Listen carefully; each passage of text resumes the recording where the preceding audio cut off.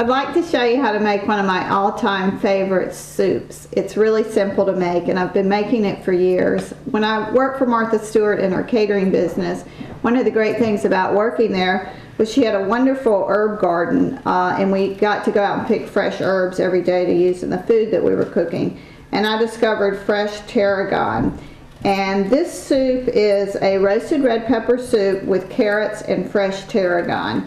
And the secret to the soup is not only the tarragon, but the pear that I'm peeling gives it a little bit of sweetness.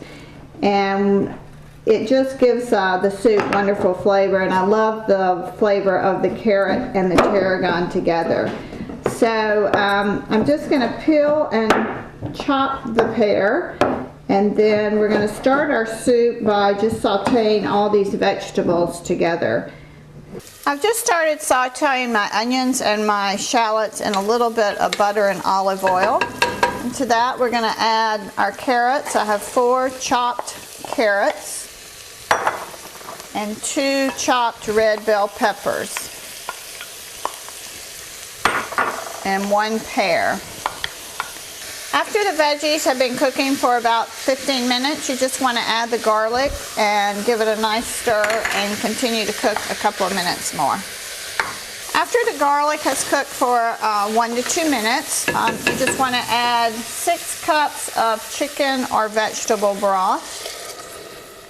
Then you want to add the 4 roasted peppers. Now, I use peppers that I bought already roasted, that I bought in the deli section of the grocery store. You could roast your own peppers in the oven or over an open flame. And then you just want to season your soup with about a half a teaspoon of pepper and about 2 teaspoons of sea salt, about a half a teaspoon of crushed red pepper, and just a pinch of cayenne pepper. And then you just want to stir all that to mix, reduce your heat to low, and simmer the soup for about 30 minutes. The veggies are nice and tender, and they still have beautiful color in them. They're nice bright red and orange. We're going to puree the soup with an immersion blender. The great thing about the immersion blender is you can put it right in the soup hot.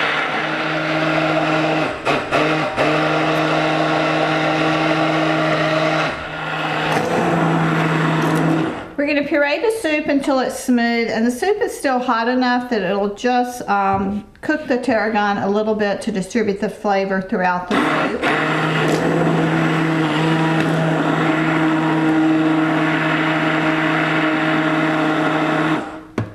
If you're using dried tarragon, you want to add it when you put your broth and your peppers into your soup and let it cook with the soup for about 30 minutes. But if you're using fresh, you just want to add it right at the end. And we're going to serve this. You could do single servings if you're having a dinner party. My friend Phyllis serves pureed soups in these wonderful little glasses. They're little shot glasses or liqueur glasses, and they make a wonderful little appetizer to have just when guests arrive at your house with like a nice glass of wine. You can serve them chilled or hot, either one. But you can see what a pretty presentation it makes.